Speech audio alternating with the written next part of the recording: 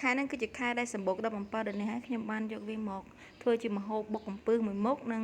បុកទុកសម្រាប់ជ្រលក់ត្រីអាំងចំណែកគ្រឿងផ្សំបុកអំពិលខ្ចីជាមួយនឹងកំពឹសវិញក៏ងាយស្រួលទៀតគឺមានតែអំពិលខ្ចីកំពឹសហើយនឹងម្អមហើយយើងដាក់ម្ទេសមកនៅពេលដែលយើងរើកំពឹសស្អាតហើយគឺយើងដំខ្ទឹមរលីងកំពឹសយើងចាក់ប្រេងអូលីវបន្តិចហើយយើងដាក់ខ្ទឹមដែលយើងបំពងឲ្យឈ្ងុយបន្តិចហើយយើងដាក់កំពឹសចូលនៅពេលដែលយើងដាក់ចូលយើងកូរវាឲ្យសព្វទៅហើយឲ្យយើងឆ្អិនល្មមកុំឲ្យក្រៀមពេកហើយយើងដួសដាក់ចានម្ដងបន្ទាប់មកគឺយើងបុកខ្ទឹមម្ទេសចូលគ្នាហើយយើងដាក់គ្រឿងអំសៅសបន្តិចអំបិលបន្តិចស្ករបន្តិចចូលពេលយើងបុតឲ្យម៉ត់រៀងម៉ត់ល្មមហើយយើងចាក់អំពិលចូលបន្ទាប់ពីយើងចាក់អំពិលចូលហើយយើងបុកជាមួយខ្ទឹមនឹងឲ្យរៀងម៉ត់បន្តិចហើយទើបយើងចាក់កំពឹសដែលយើងលីងហើយឆ្អិនមិញហ្នឹងដាក់ចូលទៅហើយយើងបុកវាល្មមម៉ត់ល្មមដែលយើងគិតថាយើងញ៉ាំទៅឆ្ងាញ់កុំឲ្យម៉ត់ពេកបើម៉ត់ពេកក៏បាត់អស់កំពឹសដែរហើយយើងដួសដាក់ចានមកជាការស្រេចតែម្ដងយើងអាចញ៉ាំជុំគ្រួសារហើយយើងផ្ទាប់មួយទឹកសក់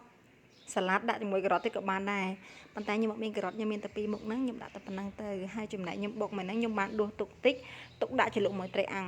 ត្រីអណ្ដែងខ្ញុំបានទិញយកទៅអាំងហ្នឹងជ្រលក់ទៅយើងបានពីរមុខ